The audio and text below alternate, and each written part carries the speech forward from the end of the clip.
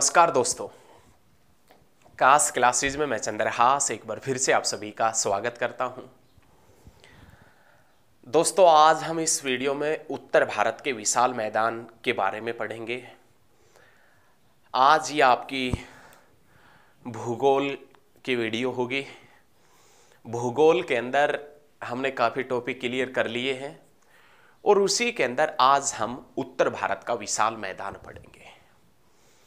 आज हम आपको बताएंगे कि उत्तर भारत के विशाल मैदान की विशेषता क्या है, उत्तर भारत का विशाल मैदान जिसको कितने भूआकृतिक प्रदेशों में बांटा है और उत्तर भारत के विशाल मैदान को कितने छोटे छोटे भागों में बांटा हुआ है और उत्तर भारत का विशाल मैदान जिसका निर्माण किस प्रकार से हुआ था, उत्तर भारत का विशाल मैदान किस प्रकार से बना था।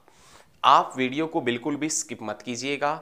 वीडियो यदि आपको अच्छी लगे तो इस वीडियो को ज़्यादा से ज़्यादा स्टडी ग्रुप में शेयर कीजिए और यदि वीडियो आपको अच्छी लगती है तो आप कमेंट करके बताना ज़रूर कि आपको वीडियो कैसी लगी है। तो चलिए दोस्तों, आज हम इस वीडियो में उत्तर भारत के विशाल मैदान के बारे में पढ़ेंगे। उत्तर भारत का जो विशाल मैदान है उसके बारे में हम काफ़ी पॉइंटों को समझने का प्रयास भी करेंगे और आशा करते हैं कि हम इतनी आसान लैंग्वेज में सीखेंगे कि वो पॉइंट आपको भी समझ में आएंगे। तो आप भी हेडिंग डाल लीजिए। हम यहाँ पर हेडिंग डाल लेते हैं, उत्तर भारत का विशाल मैदान। उत्तर भारत का जो विशाल मैदान है जिसके अंदर आप बैठे हैं, ये उत्तर भारत का विशाल मैदान ही है। जिसके अंदर आप रहते हैं, जिसके अंदर आप कृषि करते हैं, जिसके अंदर आप पशुपालन करते हैं, ये उत्तर भारत का विशाल मैदान ही है। और आज आप जिस क्षेत्र के अंदर रहते हैं, आप जिस उत्तर भारत के विशाल मैदान के अंदर रहते हैं, आज हम उसी के बारे में एक एक पॉइंट को बड़ी डिटेल से पढ़ेंगे। सबसे पहला क्वेश्चन आता है कि ये जो उत्तर भारत का विशाल मैदान है, इस मैदान की उत्पत्ति किस प्रकार से हुई है, उत्तर भारत का विशाल मैदान किस प्रकार से बना है। लेकिन उत्तर भारत का जो विशाल मैदान है, इसकी उत्पत्ति को लेकर हमारे जो आजकल के जियोग्राफर्स हैं और हमारे जो पुराने जियोग्राफर्स हैं, हमारे जो पुराने भूगोलवेता है और आजकल वाले जो नए भूगोलवेता है, उन दोनों के मध्य आपस में विवाद रहा है। उत्तर भारत की विशाल मैदान की उत्पत्ति को लेकर नए भूगोलवेता और पुराने भूगोलवेताओं के मध्य विवाद रहा है। विवाद का कारण भी हम बताएंगे।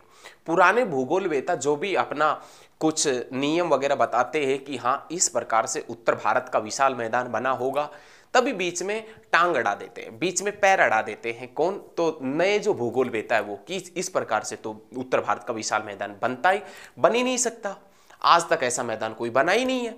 तो आज हम इस उत्तर भारत के विशाल मैदान के एक एक पॉइंट को बड़ी बारीकी से क्लियर करेंगे और आशा करते हैं कि आपको अच्छे तरीके से समझ में आएगा। लेकिन आप अंत तक जरूर बने रहिएगा। एक बार छोटा सा मैप बनाते हैं, उसके बाद में स्टार्ट करते हैं।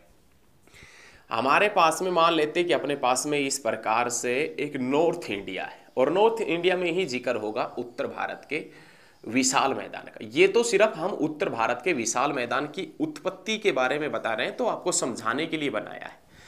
हमारे पास में यहाँ पर एक पर्वत श्रृंखला फैली है जिसका नाम है क्या? विंध्याचल पर्वत श्रृंखला।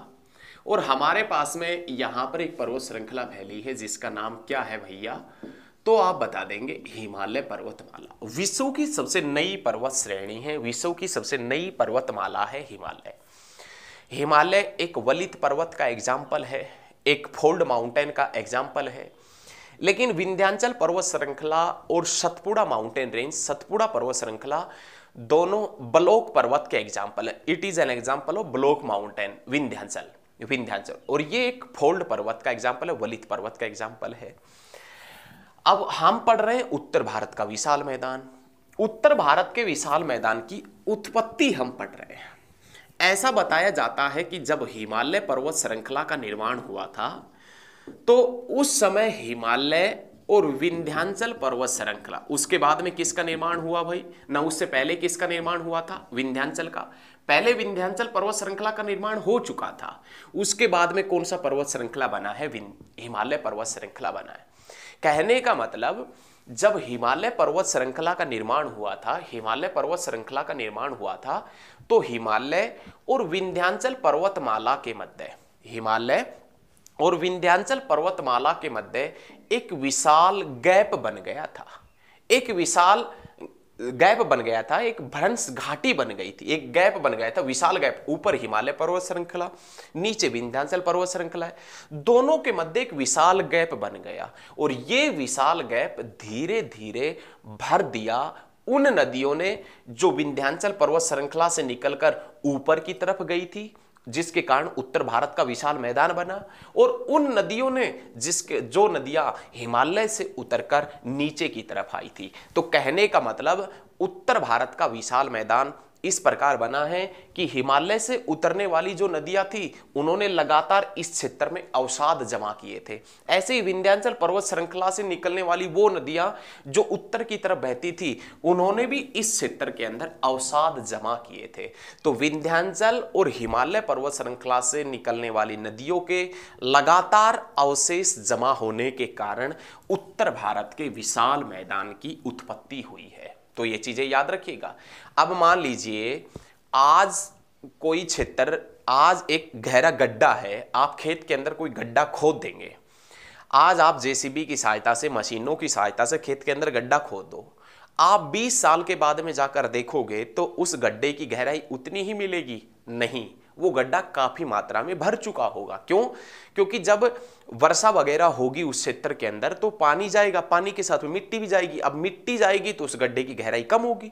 तो ऐसे ही था, जो नदियां हिमालय के क्षेत्र से उतर कर आती थी वो अपने साथ में बहुत ज्यादा मात्रा में अवसाद वगैरह, रेत वगैरह, कंकड़ पत्थर वगैरह लेकर आती थी। ऐसी विंध्याचल पर्वत श्रृंखला वाली नदियां भी जब उतरकर उत्तर भारत की तरफ बढ़ती थी तो वो भी अपने साथ में अवसाद वगैरह लेकर जाती थी। तो विंध्याचल और हिमालय पर्वत श्रृंखला से निकलने वाली नदियों ने काफी मात्रा में उत्तर भारत के विशाल मैदान की उत्पत्ति की है।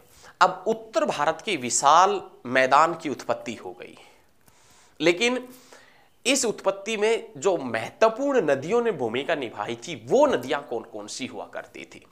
तो उत्तर भारत का विशाल मैदान गंगा नदी, सिंधु नदी, सतलुज नदी, ब्रह्मपुत्र नदी और यमुना नदियों के माध्यम से और इसकी सहायक नदियों के माध्यम से बना है। उत्तर भारत का जो विशाल मैदान है, इस मैदान को बनाने में महत्वपूर्ण भूमिका निभाई है गंगा, सिंधु, सतलज, ब्रह्मपुत्र और यमुना नदी ने, और इनकी सहायक नदियों ने। विंध्याचल पर्वत श्रृंखला से जो नदियां उत्तर की तरफ जाती है वो यमुना की ही सहायक नदियां हैं। तो आप सीधे लैंग्वेज में ये याद रखें कि उत्तर भारत का विशाल मैदान है, इस मैदान का निर्माण हिमालय से उतरने वाली नदियों ने और विंध्याचल पर्वत श्रृंखला से उतरने वाली नदियों के अवसाद जमा करने के कारण हुआ है। तो ये चीज आपने याद रखनी है। अब ये जो उत्तर भारत का विशाल मैदान है, इस क्षेत्र के अंदर मान लो उत्तर भारत का एक विशाल मैदान बन गया है। एक बार इसको साफ कर देते हैं, उत्तर भारत का विशाल मैदान बना लेते हैं। अब एक बार हम इंडिया का छोटा सा मैप बनाते हैं, उसके बाद में आगे बढ़ेंगे।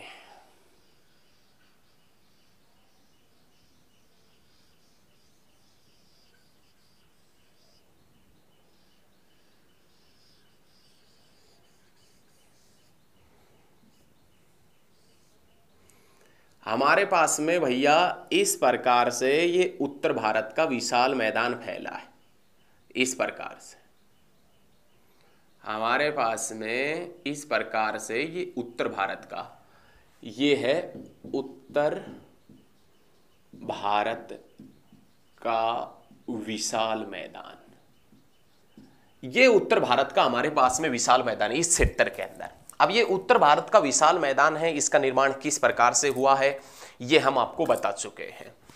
उत्तर भारत का विशाल मैदान हिमालय से निकलने वाली नदियां और विंध्याचल पर्वत श्रृंखला से निकलने वाली नदियों के कारण उत्तर भारत के विशाल मैदान की उत्पत्ति हुई है, उत्तर भारत का विशाल मैदान बना है। साथियों, अब एक पॉइंट और समझने की आप हमारे साथ में कोशिश करें कि ये जो उत्तर भारत का विशाल मैदान है ये भारत के क्षेत्रफल का 33% है। उत्तर भारत का जो विशाल मैदान है ये भारत के कुल क्षेत्रफल का 33% है, लेकिन भारत के अंदर जो जनसंख्या निवास करती है उसका 40% जनसंख्या उत्तर भारत के विशाल मैदान में निवास करती है। देखो कितना अच्छा संयोग बन रहा है। उत्तर भारत का जो विशाल मैदान हमारे पास में है, इसका क्षेत्रफल भारत के कुल क्षेत्रफल का 33% है, लेकिन इसके अंदर भारत की कुल जनसंख्या का 40% जनसंख्या निवास करती है उत्तर भारत के विशाल मैदान के अंदर। उत्तर भारत के विशाल मैदान को भारतीय संस्कृति का कोप समझा जाता है। उत्तर भारत का जो विशाल मैदान है जो आप देख रहे हैं, इस उत्तर भारत के विशाल मैदान को भारतीय संस्कृति का कोप समझा जाता है, भारतीय संस्कृति का कोप माना जाता है उत्तर भारत के विशाल मैदान को। उत्तर भारत का जो विशाल मैदान है, इसमें सबसे ज्यादा जो मिट्टी मिलती है वो कौन सी मिट्टी मिलती है, तो आप बताएंगे जलोढ़ मिट्टी इसमें सबसे ज्यादा मिलती है। उत्तर भारत के विशाल मैदान के अंदर काफी मात्रा में उपजाऊ मिट्टी मिलती है, काफी मात्रा में उपजाऊ मिट्टी मिलती है उत्तर भारत के विशाल मैदान में। उत्तर भारत के विशाल मैदान की ढाल अत्यधिक मंद है। उत्तर भारत का जो विशाल मैदान है, इसकी ढाल अत्यधिक मंद है। अत्यधिक मंद होने के कारण नदियों का पानी बड़े ढलान में बड़े स्लो स्पीड से चलता है, जिसके कारण यहां पर नौका गमन भी किया जा सकता है। उत्तर भारत के विशाल मैदान की ढाल अत्यधिक मंद है, जिसके कारण नदियों का पानी अत्यधिक स्लो स्पीड से चलता है, अत्यधिक स्लो गति से चलता है, मतलब कम गति से चलता है, जिसके कारण आसानी से नौका गमन किया जा सकता है। उत्तर भारत के विशाल मैदान में काफी मात्रा में नदियों के किनारे बांध भी मिलते हैं, लेकिन इस उत्तर भारत का विशाल मैदान है, इसकी एक महत्वपूर्ण विशेषता ये है कि जब हम बढ़ेंगे पूर्व से पश्चिम की तरफ, जब हम पूर्व से पश्चिम की तरफ बढ़ेंगे तो उत्तर भारत के विशाल मैदान की चौड़ाई बढ़ती जाती है। उत्तर भारत के विशाल मैदान की चौड़ाई बढ़ती जाएगी जब आप बढ़ेंगे पूर्व से पश्चिम की तरफ। पूर्व से पश्चिम जाने पर उत्तर भारत के विशाल मैदान की चौड़ाई बढ़ती जाती है। आप देख लीजिए, मैप हमने बना रखा है, यहाँ पर चौड़ाई कम है, यहाँ पर भी कम है, और जैसे जैसे हम आगे की तरफ बढ़ेंगे तो चौड़ाई उत्तर भारत के विशाल मैदान की बढ़ती जाती। कहने का मतलब ईस्ट टू वेस्ट जाएंगे, चौड़ाई इसकी कन्फर्म बढ़ेगी, श्योर इसकी चौड़ाई बढ़ेगी। तो ये चीजें याद रखें। अब नेक्स्ट पॉइंट आता है कि ये जो उत्तर भारत का विशाल मैदान है, ये शिवालिक पर्वत श्रृंखला के दक्षिण में फैला है। शिवालिक पर्वत श्रृंखला के दक्षिण के अंदर फैला है। उत्तर भारत का विशाल मैदान है, यहां पर अपने पास में कौन सा पर्वतमाला फैला है भाई? ये हिमालय पर्वतमाला फैला है, और हिमालय से संबंधित हमने सभी पॉइंट आपसे क्लियर करवाए थे। यदि आपने हिमालय से संबंधित हमारी वीडियो नहीं देखी है तो ज्योग्राफी प्लेलिस्ट में जाएं और वहां पर हिमालय पर्वतमाला देखें, और जितने भी आपके डाउट भरे क्वेश्चन हैं उन सभी क्वेश्चनों को समझने का प्रयास करें। तो प्यारे बच्चों, हिमालय पर्वत श्रृंखला के दक्षिण में हिमालय की एक निम्नतम चोटी है जो सबसे बाद में बनी है, सबसे कम ऊंचाई वाली चोटी है। हिमालय के दक्षिण में हिमालय की सबसे कम ऊंचाई वाली चोटी है जिसका नाम है शिवालिक, और उसी शिवालिक पर्वतमाला के दक्षिण में फैला है उत्तर भारत का विशाल मैदान। उत्तर भारत का विशाल मैदान सिंधु नदी से लेकर, और उत्तर भारत का विशाल मैदान कौन सी नदी के मध्य फैला है? तो आप बताएंगे ब्रह्मपुत्र नदी के मध्य फैला है। लेकिन उत्तर भारत का विशाल मैदान और शिवालिक पर्वत श्रृंखला के मध्य एक घाटी है। उत्तर भारत का विशाल मैदान और शिवालिक पर्वत श्रृंखला के मध्य एक घाटी है, एक वैली है, एक भ्रंश कगार है। और तो उत्तर भारत का विशाल मैदान शिवालिक से किस प्रकार अलग होता है? अब बीच में घाटी आएगी, कोई दरार आएगी तो वो अलग हो गया। तो हिमालय पर्वत श्रृंखला या शिवालिक का जो मैदान है वो उत्तर भारत के विशाल मैदान से किस प्रकार अलग होता है? तो आप बताएंगे उत्तर भारत का विशाल मैदान और शिवालिक पर्वत श्रृंखला हिमालयन फ्रंट फॉल्ट के द्वारा अलग होते हैं। हिमालयन फ्रंट फॉल्ट के द्वारा अलग होते हैं। अब उत्तर भारत का जो विशाल मैदान है, इसकी चौड़ाई भी अलग अलग जगह के ऊपर अलग अलग है। उत्तर भारत के विशाल मैदान की जो चौड़ाई है वो सबसे कम है बुंदेलखंड के पास में। उत्तर भारत के विशाल मैदान की चौड़ाई सबसे ज्यादा है हरियाणा के अंबाला और यमुनानगर के पास में। उत्तर भारत का जो विशाल मैदान है, उत्तर भारत का जो विशाल मैदान है इसकी औसत गहराई कितनी है? तो आप बताएंगे 1300 से 1600 मीटर। उत्तर भारत का जो विशाल मैदान है इसकी औसत गहराई यदि आपसे पूछे कि इसकी औसत गहराई कितनी है तो आप बता देना 1300 से 1600 मीटर इस उत्तर भारत के विशाल मैदान की एवरेज गहराई है, औसत गहराई है। अब जो ये उत्तर भारत का विशाल मैदान है, उत्तर भारत का जो विशाल मैदान है इसको 4 भूआकृतिक प्रदेशों में बांटा गया है। क्यों बांटा गया है? ये सब आपको समझाने के लिए, उत्तर भारत के विशाल मैदान को सरल बनाने के लिए, ताकि आपको अच्छे तरीके से समझ में आ जाए, एक एक पॉइंट बड़े बेहतरीन तरीके से आपको समझ में आए। तो उत्तर भारत का जो विशाल मैदान है, इस उत्तर भारत के विशाल मैदान को 4 भूआकृतिक प्रदेशों के अंदर बांटा गया है। चारों भूआकृतिक प्रदेशों के बारे में हम एक एक पॉइंट को बड़ी बारीकी से क्लियर करेंगे। आप हमारे साथ में बने रहिएगा, ठीक है? तो आप लगातार हमारे साथ में बने रहें। उत्तर भारत के विशाल मैदान के एक एक पॉइंट को हम बड़ी बारीकी से पढ़ेंगे। तो उत्तर भारत के जो विशाल मैदान है, उत्तर भारत का दोस्तों, इसको 4 भागों में बांटा है, जिसमें सबसे पहले नाम आता है भाबर का मैदान। उत्तर भारत का जो विशाल मैदान है इसको 4 भागों के अंदर बांटा है, जिसमें नाम आता है फर्स्ट जो है वो भाबर का मैदान है, द भाबर प्लेन, भाबर का मैदान। ये जो भाबर का मैदान है ये शिवालिक पर्वत श्रृंखला के दक्षिण में, शिवालिक पर्वत श्रृंखला के दक्षिण में लगभग 8 किलोमीटर चौड़ी पट्टी के रूप में फैला है। भाबर का जो मैदान है, उत्तर भारत के विशाल मैदान को 4 भूआकृतिक प्रदेशों में बांटा गया है। उत्तर भारत का जो विशाल मैदान है जिसमें सबसे पहले नाम आता है भाबर का मैदान। भाबर का मैदान जो शिवालिक पर्वत श्रृंखला के दक्षिण में लगभग 8 किलोमीटर चौड़ी पट्टी के रूप में फैला हुआ है। भाबर के मैदान का निर्माण किस प्रकार से हुआ था? तो भाबर का मैदान का निर्माण किस प्रकार से हुआ था वो एक बार देखें। जैसे ही हिमालय पर्वत श्रृंखला था, हिमालय की 4-5 पहाड़ियां हैं वो सभी पहाड़ियां थी, 4-5 रेंज है वो सभी रेंज थी। लेकिन जैसे ही हिमालय पर्वत श्रृंखला खत्म हुई तुरंत एक मैदान शुरू हो गया, भाबर का मैदान। लेकिन जो नदियां हिमालय से उतरकर आ रही थी उनकी ढाल में अचानक कमी आ गई। उनकी ढाल, हिमालय से उतरने वाली नदियों की ढाल में अचानक कमी आने के कारण, हिमालय से उतरने वाली नदियों की ढाल में अचानक कमी आने के कारण, हिमालय से उतरने वाली नदियों की ढाल में अचानक कमी आने के कारण हिमालयी नदियां जो अपने साथ में चूने पत्थर, कंकड़ पत्थर, जो अवसाद अपने साथ में लेकर आ रही थी, उन्होंने भाबर के मैदान का निर्माण किया था। वो एक स्थान पर छोड़ दिए थे, छोड़ने के कारण भाबर का मैदान बन गया था। अब इस भाबर के मैदान के अंदर सबसे ज्यादा चूना पत्थर, कंकड़ पत्थर ये मिलते हैं। अब चूना पत्थर, कंकड़ पत्थर मिलता है तो उन पत्थरों के मध्य सरंध्रता पाई जाती है। सरंध्रता, पारगम्यता क्या पाई जाती है भाई? सरंध्रता पाई जाती है। हम ये भी कह सकते हैं पारगम्यता पाई जाती है। जैसे अपन इस प्रकार से ये मान लो चूना पत्थर वगैरह रखे हैं तो इस प्रकार से सरंध्रता पाई जाती है। इसमें पानी क्या होता है कि ऊपर से यदि आप पानी डालोगे तो पानी इन रस्तों के माध्यम से नीचे की तरफ चला जाएगा।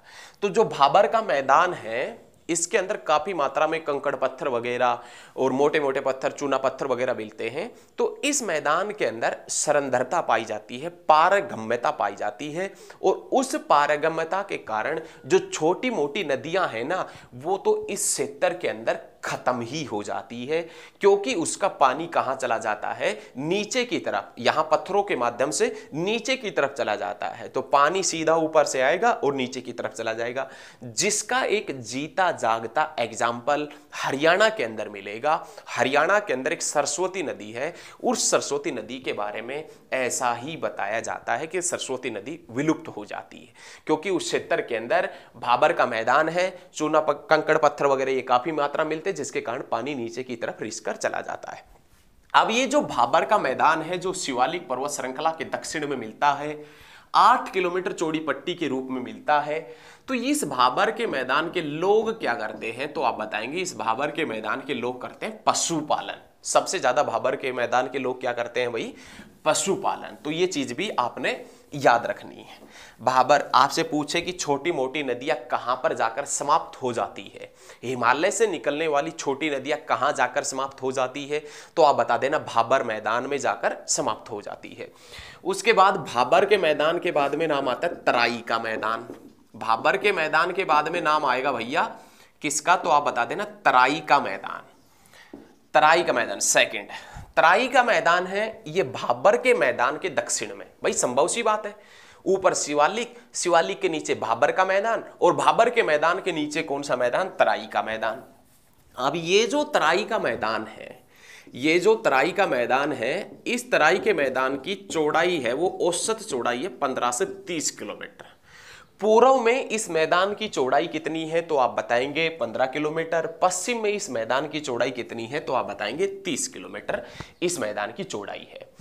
इस मैदान के अंदर, तराई का जो मैदान है, इसके अंदर अत्यधिक मात्रा में वन मिलते हैं, अत्यधिक मात्रा में वन मिलते हैं। और अत्यधिक मात्रा में वन मिलने के कारण, इस मैदान में अत्यधिक मात्रा में वन मिलते हैं, और अत्यधिक मात्रा में वन मिलने के कारण इस क्षेत्र के अंदर आर्द्रता पाई जाती है, नमी पाई जाती है। अत्यधिक मात्रा में वन है, अत्यधिक मात्रा में आर्द्रता नमी मिल रही है, तो इस क्षेत्र में काफी मात्रा में मच्छरों का प्रकोप होता है, मच्छरों का प्रकोप होता है। और इन्हीं मच्छरों से मलेरिया जैसी महामारी फैलने का भी खतरा होता है। लेकिन आजकल क्या हो रहा है कि तराई के मैदान में जो अत्यधिक मात्रा में वन खड़े थे, तराई के मैदान में जो अत्यधिक मात्रा में वन खड़े थे, धीरे धीरे उन वनों को काटा जा रहा है। तराई के मैदान में जो अत्यधिक मात्रा में वन खड़े थे, धीरे धीरे उन वनों को काटा जा रहा है, और वनों को काटकर वहां पर कृषि योग्य भूमि विकसित की जा रही है। वनों को काटकर कृषि योग्य भूमि विकसित की जा रही है। और उत्तराखंड और उत्तर प्रदेश के अंदर जो तराई का मैदान था, उसके अंदर अधिकतर वनों का सफाया कर दिया गया, एक कृषि योग्य भूमि विकसित की गई, और वहां पर अच्छी खासी फसलें जैसे चावल वगैरह, दलहनी फसलें, तिलहन फसलें उगाई जा रही है। तो ये तो था आपका भाबर का मैदान, इसके नीचे था तराई का मैदान। आशा करते हैं कि दोनों ही आपने नोट किए होंगे। उसके बाद में देखें, उसके बाद में नेक्स्ट पॉइंट देखें, तो ये दोनों चीजें आपने बहुत अच्छे तरीके से याद रखनी, बहुत अच्छे तरीके से। उसके बाद में नाम आता है खादर का मैदान। खादर, खादर का मैदान क्या होता है कि आपसे क्वेश्चन पूछेगा, जब हम आपको भारत की मिट्टियां बताएंगे उस समय हम आपको समझाएंगे एक्चुअल में खादर क्या होती है। जो नई जलोढ़ मिट्टी होती है उसे ही हम खादर के नाम से जानते हैं। पुरानी जो जलोढ़ मिट्टी होती है उसे हम किस नाम से जानते हैं, तो आप बता देना बांगर के नाम से। और नवीन जलोढ़ मृदा को किस नाम से जानते हैं दोस्तों, तो आप बता देना खादर के नाम से जानते हैं। खादर के मैदान की जिक्र करें तो हिमालय से जो नदियां निकलकर आती है उत्तर भारत के विशाल मैदान में, हिमालय से उतरकर जो नदियां उत्तर भारत के विशाल मैदान में आती है, उत्तर भारत के विशाल मैदान में बहती है। इस क्षेत्र के अंदर जो भी नदियां बहती हैं, उन नदियों के दोनों तरफ, उन नदियों के दोनों तरफ खादर का मैदान मिलता है। उन नदियों के दोनों तरफ खादर का मैदान मिलता है। ये खादर का मैदान अत्यधिक मात्रा में उपजाऊ होता है, अत्यधिक मात्रा में उपजाऊ होता है, जिसमें गेहूं, चावल, गन्ना और सब्जियां, फल फ्रूट्स वगैरह इसके अंदर किए जाते हैं। खादर का मैदान अत्यधिक मात्रा में उपजाऊ होता है, ये चीज भी आपने याद रखनी। ये हिमालय से निकलने वाली नदियों के दोनों तरफ ये मैदान मिलता है। खादर के मैदान का निर्माण किस प्रकार से होता है? खादर का जो मैदान है, जो उत्तर भारत के विशाल मैदान के अंदर अपनी एक विशेषता रखता है खादर का मैदान, इस खादर के मैदान का निर्माण हिमालयी जो नदियां थी उनके अंदर अत्यधिक पानी आने के कारण उन नदियों ने बाढ़ का रूप ले लिया, और जैसे ही बाढ़ का रूप लिया, नदियों से पानी बाहर निकलकर खेतों वगैरह में, गांवों में फैल गया। अब जैसे ही वो पानी सूखता है तो खेतों के अंदर परतें जमी हुई मिलती है, रेत की नई परतें जमी हुई मिलती है, उसे ही हम खादर का मैदान कहते हैं। कहने का मतलब नदियों के किनारे जो नई जलोढ़ मिट्टी पाई जाती है, नदियों के किनारे जो नई जलोढ़ मिट्टी पाई जाती है उसे हम किस नाम से जानते हैं? खादर के नाम से जानते हैं। तो खादर का मैदान काफी मात्रा में उपजाऊ होता है, काफी क्षेत्र के अंदर ये खादर का मैदान वगैरह मिलता है, ये सभी चीजें याद रखें। और खादर का मैदान की यदि जिक्र करें तो डेल्टाई क्षेत्रों के अंदर, डेल्टाई क्षेत्रों के अंदर कोई भी डेल्टा क्षेत्र है, किसी भी नदी का डेल्टा क्षेत्र है, उसके अंदर नदियों ने अवसाद जमा कर दिए, तो डेल्टा क्षेत्रों के अंदर भी खादर का मैदान ही होता है, ये चीज भी आपने याद रखनी। उसके बाद में नाम आता है बांगर का मैदान। बांगर का मैदान, बांगर का जो मैदान है ये मैदान मिलता है नदी और बाढ़ के क्षेत्रों से दूर। बांगर का जो मैदान है ये मैदान कहां मिलता है, तो आप बताएंगे नदी और बाढ़ के क्षेत्रों से दूर ये बांगर का मैदान मिलता है। नदी और बाढ़ के क्षेत्रों से दूर जो मैदान मिलता है वो बांगर का मैदान है। इस मैदान के अंदर कभी भी बाढ़ वगैरह नहीं आती है, लेकिन एक समय ऐसा था कि ये भी जलोढ़ मिट्टी का ही पार्ट है। वैसे पुरानी जलोढ़ मृदा को, पुरानी जलोढ़ मिट्टी को किस नाम से जानते हैं, बांगर। और बांगर का मैदान उस क्षेत्र के अंदर मिलता है जहां पर बाढ़ वगैरह का प्रकोप नहीं है। पहले ये क्षेत्र जलोढ़ मिट्टी का पार्ट था, यहां पर बाढ़ वगैरह पानी वगैरह बहता रहता था, लेकिन आज उस क्षेत्र के अंदर बाढ़ वगैरह नहीं बहती है। ये जो मैदान है ये बांगर का मैदान है जो नदी क्षेत्रों से दूर मिलता है। लेकिन आजकल इस बांगर के मैदान के अंदर जो मैदान है, बांगर का मैदान, इसके अंदर इसका जो मैदान है जिसको खेत वगैरह है बांगर में, तो उसके अंदर कैल्शियम कार्बोनेट की ग्रंथियां मिलती है। बांगर के मैदान के अंदर कैल्शियम कार्बोनेट की ग्रंथियां मिलती है। और आजकल का जो बांगर का मैदान है वो धीरे धीरे अनुपजाऊ होता जा रहा है। कहने का मतलब उसकी उपजाऊ शक्ति खत्म होती जा रही है। और किसी किसी स्थान के ऊपर तो बांगर के मैदान में कलर भी विकसित हो रहा है। क्या विकसित हो रहा है, कलर भी विकसित हो रहा है, जो भाई साहब जो आपकी फसल वगैरह है उसको हानिकारक मतलब अनुपजाऊ बनाता है। जो भी हमारे पास में फसलें वगैरह उगाते हैं उसके लिए हानिकारक होता है।